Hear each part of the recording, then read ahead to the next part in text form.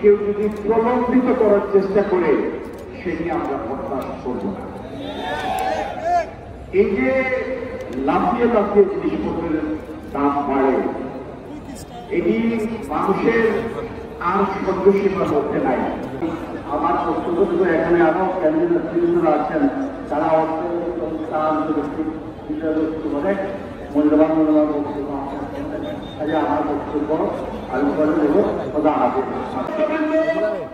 উপস্থিত আছেন ভারতের জাতীয়তাবাদী দলের কেন্দ্রীয় সাংগঠনিক সম্পাদকবৃন্দ, জাতীয়তাবাদী দলের কেন্দ্রীয় নেতৃবৃন্দ।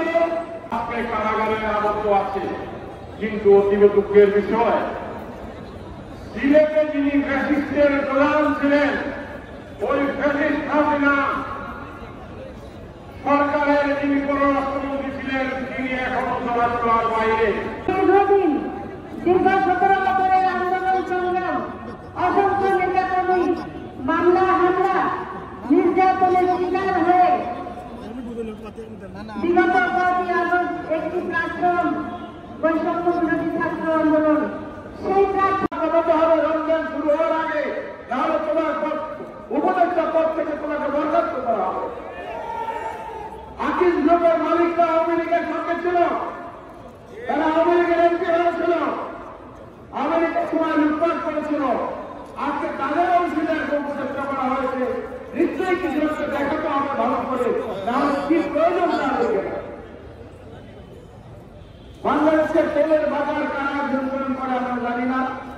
কয়েকটি গ্রুপ আছে, সিটি গ্রুপ, কাজী গ্রুপ, গাজী গ্রুপ, মেঘনা গ্রুপ, ফ্রেশ গ্রুপ এবং টিকে গ্রুপ। এই গ্রুপগুলোকে একত্রিত করার জন্য বর্তমান সরকারের যে বাণিজ্য উপদেষ্টা, তিনি দায়িত্ব নিতে পারেন, কারণ তিনি একই সঙ্গে আকিজ গ্রুপের মালিক বলেন। তিনি দায়িত্ব নিয়ে সয়াবিন তেল বাজারে থাকবে না, এটা কেউ বিশ্বাস করে না। উপস্থিত আছেন আমাদের বিএনপির